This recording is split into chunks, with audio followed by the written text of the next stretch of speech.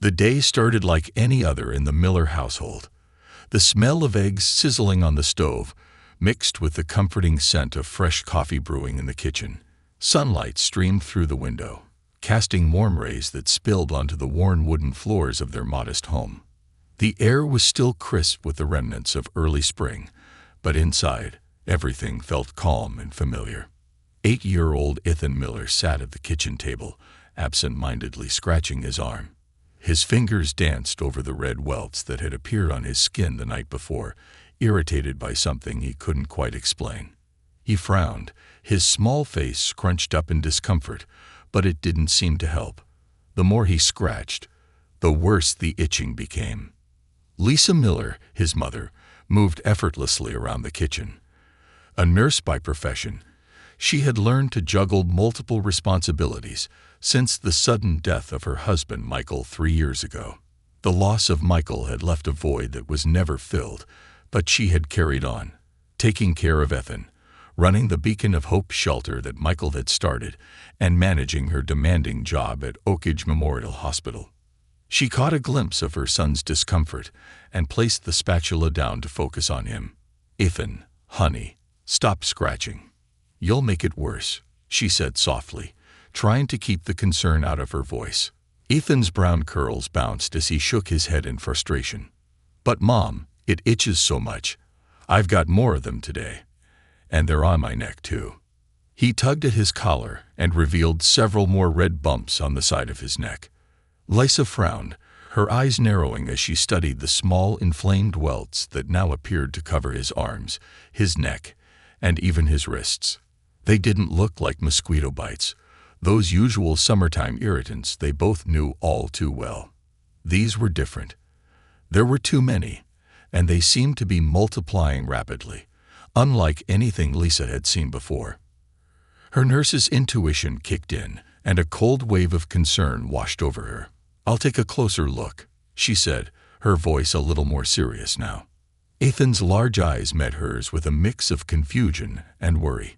He had no idea what could be causing the discomfort, and the fact that his mother wasn't immediately brushing it off made him anxious.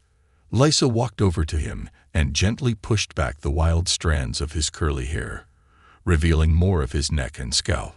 That's when she saw it, something she hadn't expected, something that made her stomach tighten in sudden fear. At first, she thought it was just the usual irritation from an allergic reaction. But as her fingers trembled slightly while parting his hair, she noticed something far more sinister. Tiny, wriggling creatures. She blinked and leaned in closer, horrified by the discovery. No, it couldn't be. She had seen this before, in medical school, signs of a much more serious problem. Lisa's breath hitched in her throat.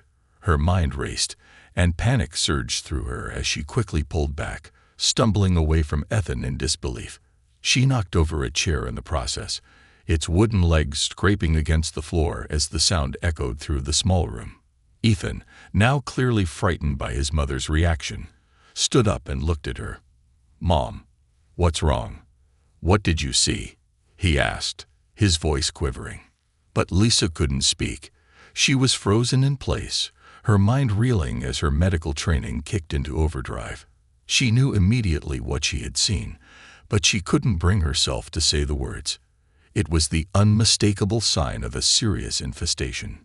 Tiny, moving larvae. Lice. A cold sweat broke out on her brow. This was far beyond anything she had ever expected. Lice. But this wasn't just any case. This was something more insidious, something that could threaten her son's health in ways she hadn't anticipated. Her heart raced as she grabbed the nearest towel and wiped her hands on it, trying to steady herself. She could feel her pulse pounding in her ears. "Ethan, we need to go to the doctor right away," she said, her voice shaking despite her best efforts to keep calm. Ethan stood there, still unsure of the gravity of the situation. He looked up at her, blinking rapidly. "Why, Mom? What's wrong? What's happening?" Lisa knelt down to his level, her face softening. She didn't want to scare him, but the fear in her eyes was impossible to hide. "Honey, we need to see Dr. Johnson. Something's going on, and we need to make sure you're okay." Minutes later, they were in the car, and Lisa tried to hide the storm of emotions brewing within her. Ethan sat in the passenger seat, staring out the window, still uncertain about what had happened in the kitchen. He didn't fully understand the seriousness of what he was facing. All he knew was that something had made his skin itch terribly, and his mom had reacted in a way that scared him more than the bugs themselves. As they drove to Dr. Johnson's office, Lisa's mind was a whirlwind of questions. How had this happened? Could it have been something from the shelter? She worked there every day, surrounded by people in difficult circumstances, many of whom lived with unsanitary conditions. Had Ethan been exposed to something dangerous there? Was it something she had missed all along? By the time they arrived at Dr. Johnson's office, Lisa's stomach was in knots. The waiting room was packed with children, their parents, and the hum of casual conversation. But it all seemed so distant to Lisa, who felt as if she was floating in a vacuum, disconnected from the ordinary world around her. Dr. Sarah Johnson had been a trusted friend for years, ever since nursing school. Their bond had grown stronger over time, especially after Lisa's husband, Michael, passed away suddenly. Michael had been the founder of the Beacon of Hope shelter, a haven for homeless veterans, and Lisa had taken over his role as director after his death. The shelter was her life's work. It had been a passion project for Michael, and when he died, she couldn't bear to see it fall apart. But now this was something entirely different. If the doctor confirmed her worst fear, it wasn't just Ethan's health at risk. It was the shelter, too. As Lisa sat in the examination room, she barely heard Ethan's questions. Her mind was miles away, processing the reality of what lay ahead. Something had gone horribly wrong, and she had no idea how it would all unfold. All she knew was that whatever it was far beyond the little bumps on her son's skin. It was a ticking time bomb, and Lisa had no idea how to stop it. The door opened, and Dr. Johnson stepped in with a comforting smile, but Lisa could see the seriousness in her eyes. That smile wasn't enough to reassure her. The weight of the unknown was already heavy on her shoulders, and it was only going to get worse. The silence in Dr. Johnson's office felt oppressive, as if the very air had thickened with uncertainty. Lisa's hands trembled slightly as she clutched her purse strap, her knuckles white from the pressure. Ethan sat across from her, fiddling with the edge of his shirt, oblivious to the heavy weight of the moment. He was still too young to fully grasp what was happening, but Lisa couldn't help but wonder, how long could she shield him from the truth? Dr. Johnson closed the door behind her and took a seat across from them, her professional demeanor masking the concern that Lisa could see behind her eyes. The pediatrician smiled at Ethan, who offered a small, unsure grin in return. He was trying to be brave, but Lisa could tell he was frightened. And she felt powerless in that moment, knowing she wasn't equipped to protect him from whatever lay ahead. "Ethan," Dr. Johnson said gently, "why don't you go ahead and draw on the whiteboard over there? I need to speak with your mom for a minute." She gestured toward the corner of the room, where a large whiteboard stood, equipped with colorful markers. Ethan nodded, his eyes still darting between the two women before he walked over to the whiteboard, leaving Lisa alone with Dr. Johnson. Lisa knew it wasn't going to be good. The way Dr. Johnson had greeted her, no handshake, just a quick hug, had set off alarm bells in Lisa's mind. There was something bigger at play here, something that couldn't be ignored. Dr. Johnson took a deep breath and leaned forward, her eyes meeting Lisa's. "Lisa," she began quietly, her voice more serious than Lisa had ever heard it. "It's not fleas, and it's not some common skin condition or bug bite, like you might have thought." Lisa's heart skipped a beat, and she could feel the blood draining from her face. "What do you mean?" she whispered, her voice barely audible. The lump in her throat made it hard to speak, but she had to know. She had to hear it, even if she was terrified of the answer. Dr. Johnson didn't waste time. She pulled up an image on the computer screen, a series of medical images that Lisa immediately recognized as X-rays. The images were of Ethan's chest, the faintest shadows visible in the lungs. A chill ran through Lisa as she stared at the screen. trying to process the implications. We ran a TB skin test as a precaution, Dr. Johnson continued, her voice steady but grave. Given your work with the shelter, we wanted to rule out tuberculosis. Unfortunately, the test came back positive. Lisa blinked, trying to make sense of the words. Tuberculosis, the disease that she had heard of but never thought would touch her family. Not in this small town, not with everything else she had been through. That's impossible, Lisa whispered, shaking her head. He hasn't shown any of the classic symptoms. No cough, no night sweats, no weight loss. This doesn't make sense. Dr. Johnson nodded, acknowledging Lisa's shock. It's true. Usually, tuberculosis presents with respiratory symptoms, but in Ethan's case, it seems to have manifested differently. The skin reaction is uncommon, but it's not unheard of. We also ran an X-ray to check for signs of active infection, and we found early indicators in his lungs. Lisa's mind raced. She had been so sure it was just a simple allergic reaction, or something he'd picked up from the shelter. But this was something far worse. She stared at the screen in disbelief, trying to focus on the image in front of her. But the weight of the words "early signs of tuberculosis" kept echoing in her mind. Lisa, Dr. Johnson said softly, her voice breaking through the fog of fear that had settled over Lisa. We caught it early. That's the good news. But we need to start treatment immediately. We also need to test everyone who's been in close contact with Ethan. His friends, the shelter residents, and anyone who might have been exposed. Lisa nodded, though she felt the earth shifting beneath her feet. The shelter. The place Michael had founded, the place that had become a second home to so many. Could this be where Ethan had been exposed to the disease? She thought back to all the faces she had seen in the shelter over the years, all the stories of veterans, of families who had nowhere else to turn. So many of them had struggled with their own health issues, some of them chronic, some of them worse. It was the nature of the shelter, the vulnerability of the people who lived there. Her stomach twisted. Was Ethan's exposure a consequence of her work? Could she have unknowingly put him at risk all these months? And what about the others? What if the disease had spread without anyone knowing? I know this is a lot to process, Dr. Johnson continued, her voice soft but firm. But we have to act quickly. The good news is that tuberculosis can be treated, especially when it's caught early like this. The treatment regimen will be intensive, but if we stay on top of it, he should make a full recovery. I know you're worried, but you're not alone in this, Lisa. We'll get through it together. Lisa felt a small, flickering sense of relief at Dr. Johnson's words, but it was quickly overshadowed by the overwhelming flood of questions that surged forward. How would she explain this to Ethan? How would she keep him safe, protect the people he loved, without letting him see the fear that was now an inescapable part of their reality? What happens now? Lisa asked, her voice thick with emotion. We'll start him on antibiotics immediately, Dr. Johnson replied.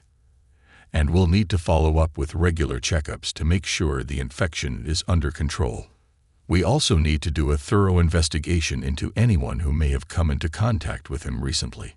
The shelter will be a priority, but we'll also need to notify public health officials and take the necessary steps to prevent any further spread. Lisa absorbed the gravity of Dr. Johnson's words, feeling the weight of responsibility pressing down on her shoulders. She had always prided herself on being prepared, on keeping everything in her life running smoothly despite the chaos. But now, everything felt out of control. She had always been the one people turned to, the one who fixed things, the one who made sure everyone was taken care of. But how could she fix this? How could she keep Ethan and everyone else safe from something so small, so invisible, yet so dangerous? I'll do whatever it takes, Lisa said, her voice stronger now, despite the fear clawing at her chest. But what about the shelter? What do I tell them? How do I protect everyone there? Dr. Johnson paused, her gaze thoughtful. We'll need to test everyone at the shelter. That's the most important step right now. But we can't do it alone. You'll need to work closely with public health officials, and we'll need to temporarily close the shelter to prevent any more potential exposure. I know it's going to be difficult, but it's the right thing to do." The thought of shutting down the shelter was enough to make Lisa's heart ache. It wasn't just a building. It was a lifeline for so many. Michael's legacy, her husband's dream, was tied to that place. And now she was facing the painful reality that she might have to shut it down, at least temporarily, to protect the very people it was meant to serve. "I understand," Lisa said quietly, her eyes brimming with tears. "I'll do whatever it takes to protect Ethan. I just don't know what I'm going to do without the shelter. It's all we have left." Dr. Johnson's hand landed gently on Lisa's, offering silent support. "You don't have to do this alone, Lisa. You have people who care about you. We'll figure it out." As the two women sat in the office, their conversation stretched on, filled with plans and decisions that would shape the coming weeks. Lisa's mind was consumed by the enormity of the situation, but she could already feel the first stirrings of resolve deep within her. She wasn't going to let this defeat her. She couldn't, for Ethan, for Michael's legacy, and for the people who depended on the shelter. No matter how dark things seemed, she would fight this battle with everything she had. But in the back of her mind, one question continued to gnaw at her. How far would the ripple effect of this disease reach? Would the strength of their community be enough to hold them together when everything they had built was on the line? The next days, weeks, and months would test her resolve in ways she never could have imagined. The next few days passed in a blur for Lisa. It was as if the world had shifted beneath her, leaving her to scramble to catch up with the chaos unfolding around her. The shock of Dr. Johnson's diagnosis hadn't fully settled in, and yet the reality of what she had to do was becoming more and more pressing. The shelter, the people she had spent her life helping, were in danger, and she had no choice but to act quickly. After the meeting with Dr. Johnson, Lisa had gone into autopilot. She called the local health department, arranging for public health officials to come and conduct thorough tests on everyone who had been in close contact with Ethan. She sent emails, made phone calls, and began preparing the staff and volunteers at the shelter for what would likely be a temporary closure. The idea of shutting down the place she had worked so hard to build was gut-wrenching, but it was the only course of action that made sense. She couldn't afford to let the disease spread any further. Every night, after long hours of planning and organizing, Lisa would return home to find Ethan sitting quietly at the kitchen table, his eyes wide with fear. The reality of his illness was sinking in, and no amount of reassurances could calm him. He was a smart boy, and he understood that something was wrong. It had become impossible to keep the truth from him, even though Lisa had tried so hard to protect him. "Mom, am I going to die?" Ethan asked one evening as Lisa poured a glass of water for him. His voice trembled with uncertainty, and Lisa felt a lump form in her throat. She had to fight to keep her composure, to show him that she wasn't afraid. But the truth was, she was terrified.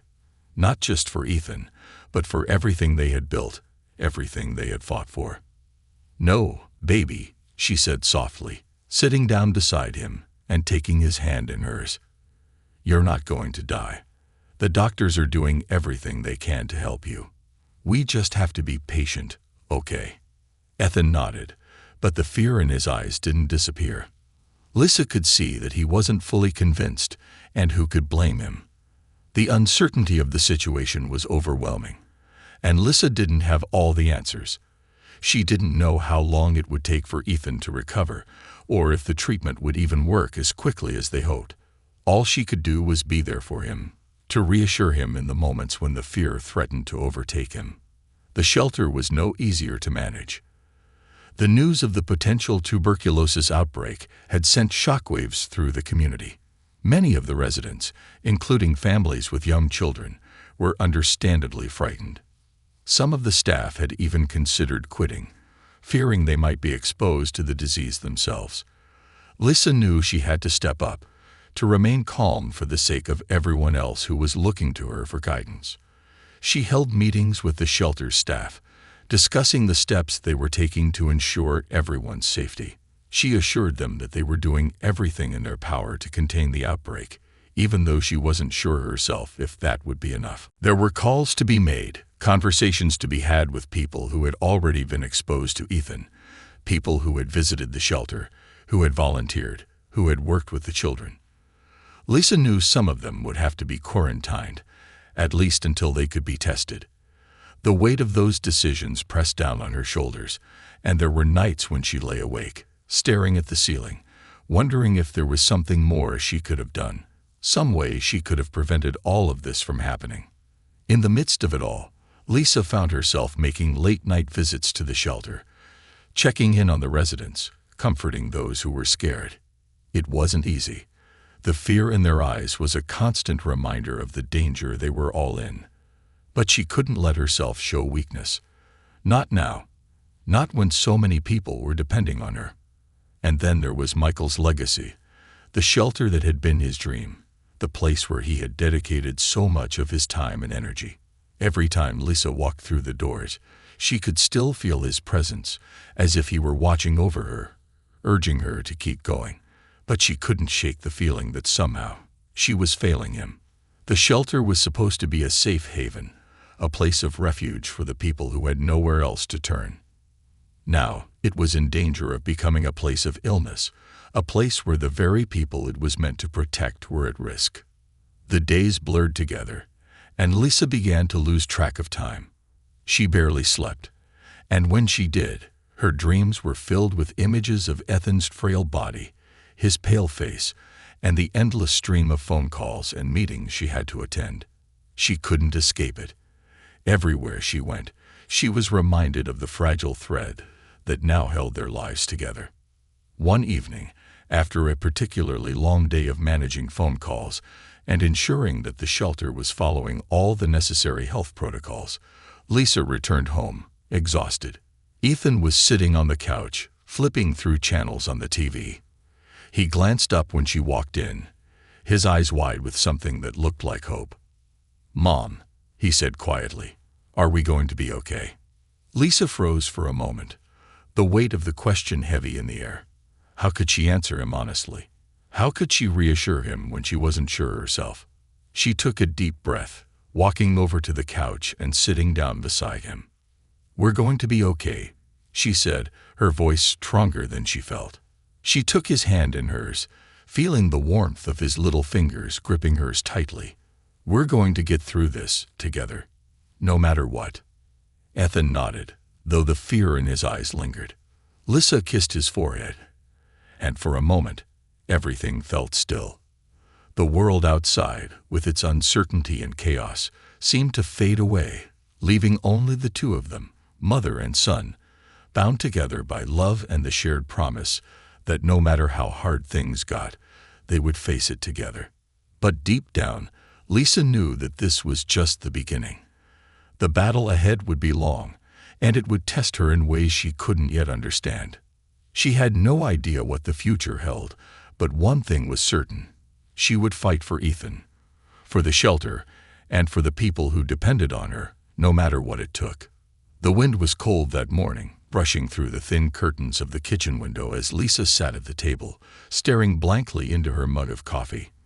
It had gone cold long ago, forgotten in the swirl of her thoughts. The quiet of the early hour, usually a comfort, now felt oppressive. The world outside continued on like nothing had happened, birds chirping in the trees and cars humming in the distance. But inside her home, everything felt like it was coming undone. Ethan's coughing had worsened overnight. She had sat by his bed with a damp cloth on his forehead, listening helplessly as his small chest rattled with every breath. The doctor's words echoed in her mind. "He needs treatment immediately. We're sending a nurse to your house every day. He's a critical case now." Lisa had nodded at the time, trying to remain calm. But now, in the solitude of the morning, the fear came flooding in. What if the treatment didn't work? What if it was already too late? She rubbed her temples, exhaustion crawling through her bones. She hadn't told Ethan yet that the shelter would officially be closing that afternoon. The board had met with her the previous day and made the final call. The outbreak had spread to 3 more residents, all of whom had been in close contact with Ethan. The health department was involved now, issuing directives, asking for lists of names, contact details, quarantine locations. It was all becoming a tangled knot of logistics and heartbreak. The shelter wasn't just her job. It was her life. It was where she'd met Michael. It was where Ethan had learned to walk, toddling across the hallway floor into Michael's arms while staff members clapped. It was where so many women, men, and children had been given second chances. She had poured her soul into those walls, and now she had to lock the doors, unsure if they would ever open again. She finally forced herself to her feet and checked on Ethan. He was still asleep, his breathing slightly less labored than earlier. She didn't wake him. Let him have some peace, she thought, as she quietly closed his door and slipped outside.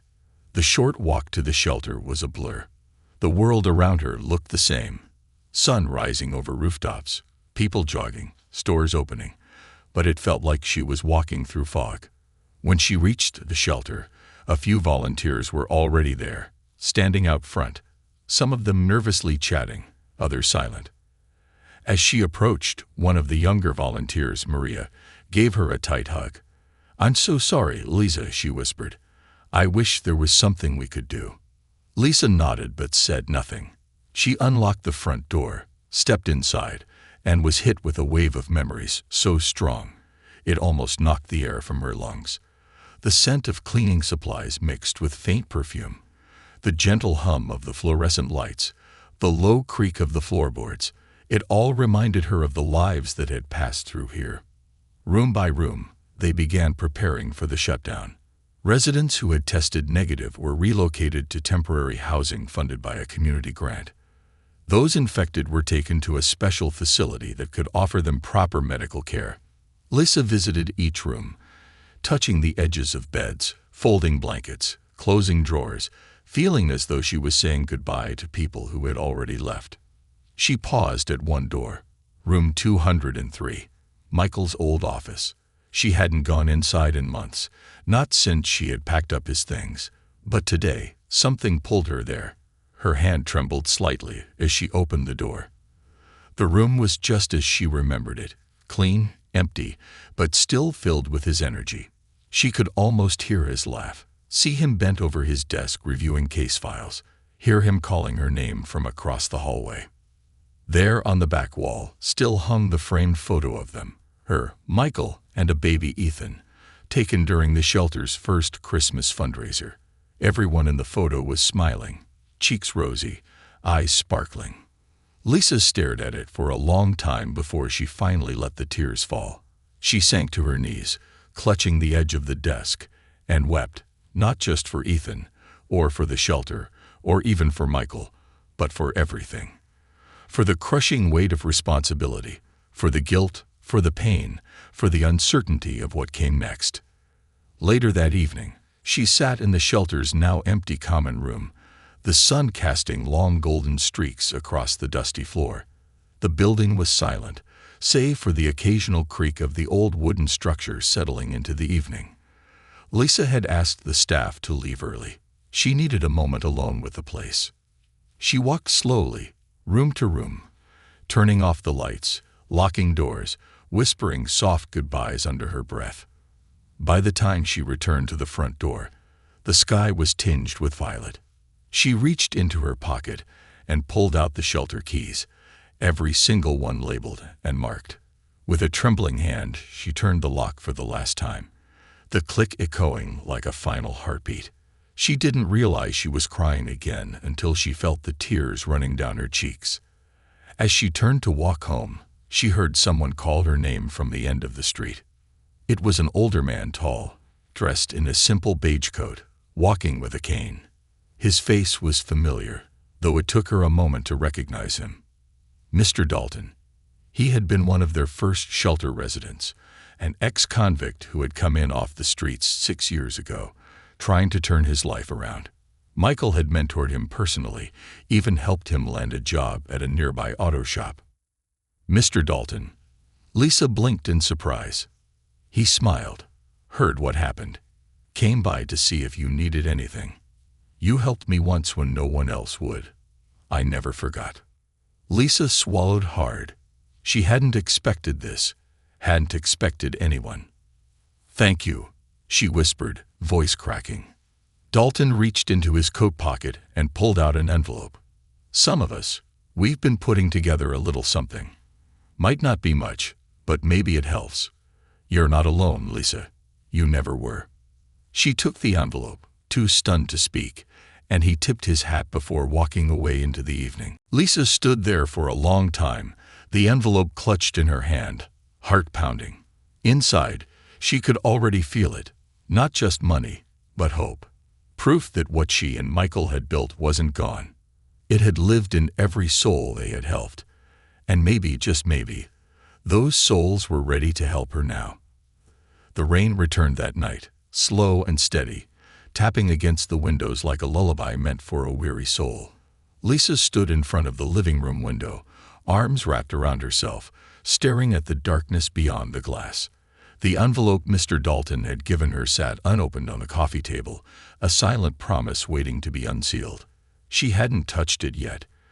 Part of her was afraid to. Like opening it might make the weight of gratitude even heavier on her shoulders.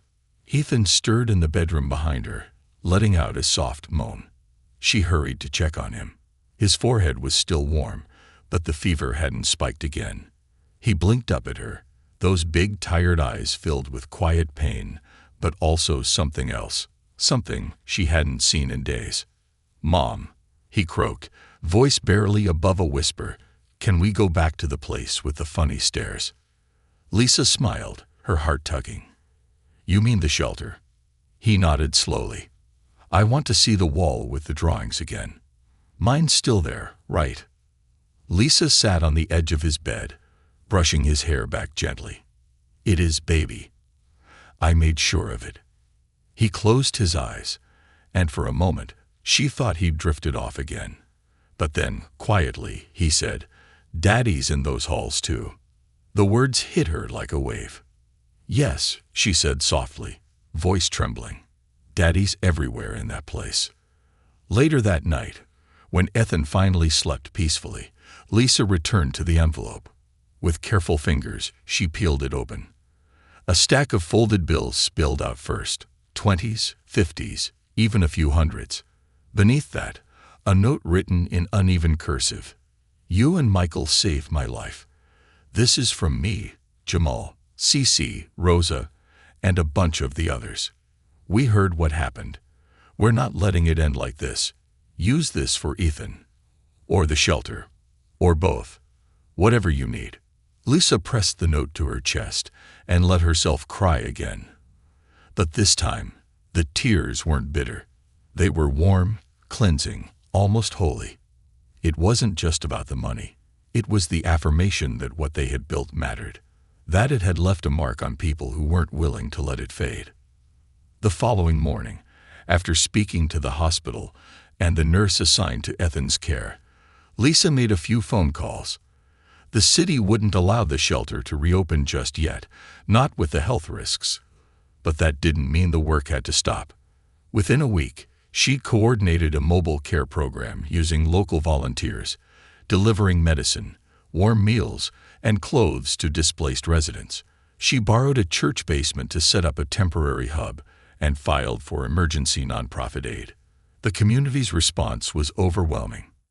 Donations poured in: food, blankets, medicine, even handmade notes from school children. The kindness arrived in boxes and envelopes, through car windows and mail slots. Local restaurants sent trays of hot meals. A retired doctor offered to volunteer. A nearby apartment complex donated an empty unit for storage.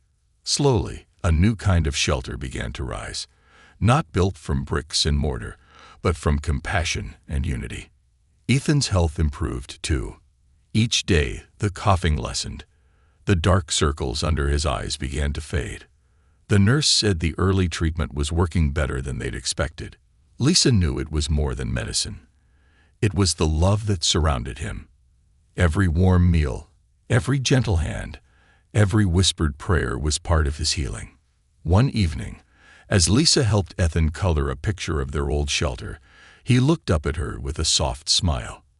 "When I get better, I'm gonna help you give soup to the people again." Lisa laughed through her tears, hugging him tightly. "Deal. We'll be a team." But the most unexpected moment came the next morning. A sleek, black car pulled up outside her modest home.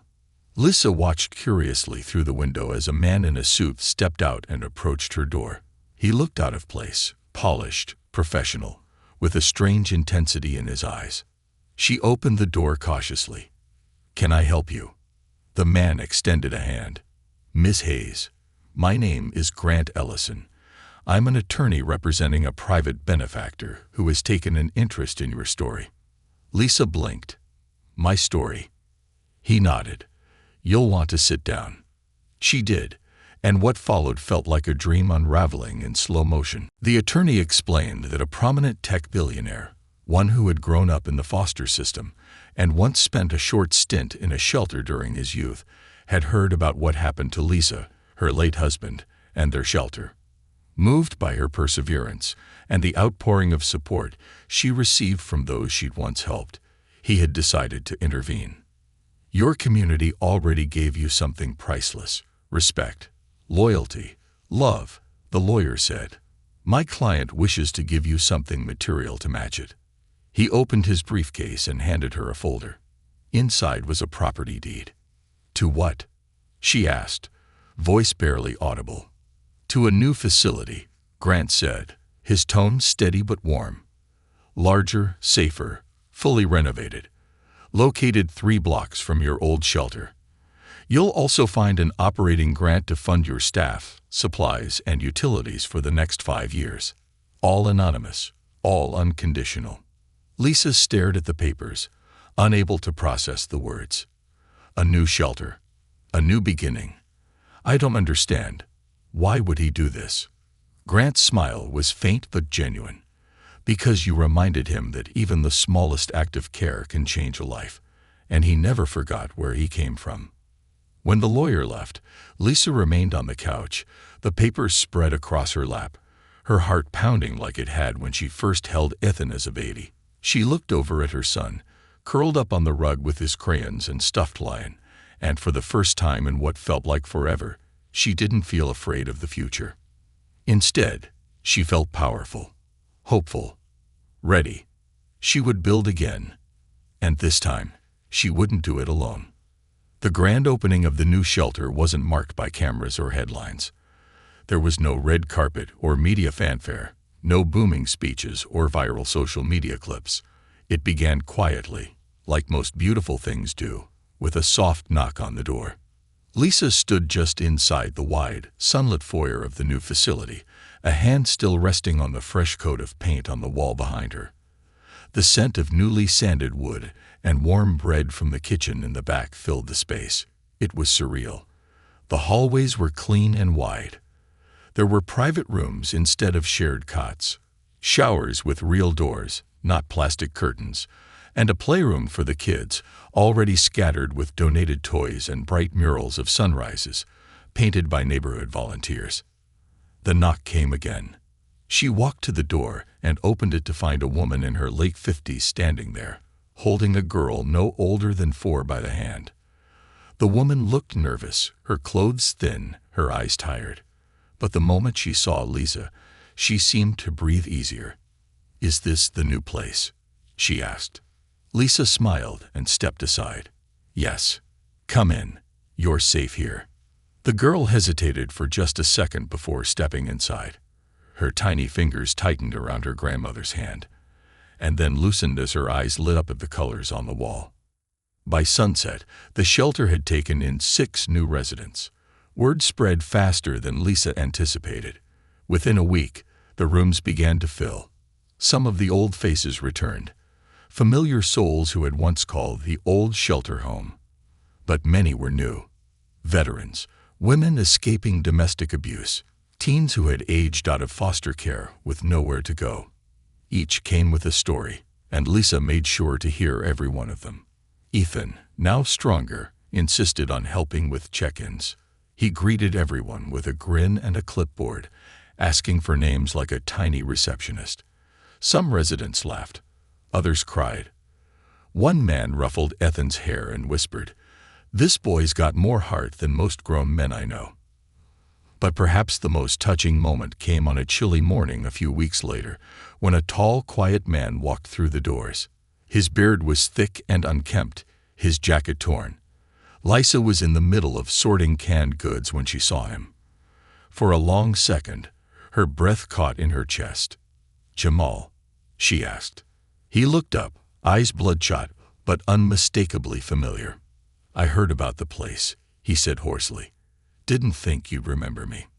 Lisa set down the cans and crossed the room in a few steps. She threw her arms around him without hesitation. "You helped save my son's life," she whispered. "Of course I remember you." Jamal's tough exterior cracked for just a moment. He hugged her back tightly, burying his face in her shoulder like a lost child finally coming home. That night, Lisa sat on the rooftop terrace of the shelter, watching the city lights blink in the distance. The sky above was speckled with stars, rare and distant. Ethan sat beside her, bundled in a blanket, sipping cocoa from a mug too big for his hands. "Do you think Daddy would be proud?" he asked softly, looking up at her. Lisa didn't hesitate. "He'd be proud of both of us." The wind rustled the leaves of the trees below. Somewhere inside, laughter echoed from the dining area. Someone was playing a guitar. Someone else was singing off-key. It was messy and imperfect, but it was life. It was healing. Lisa had once believed that losing Michael would destroy her, and in some ways, it had. But in other, deeper ways, it had pushed her to become someone stronger. Not in spite of the pain, but because of it. The following week, a surprising envelope arrived.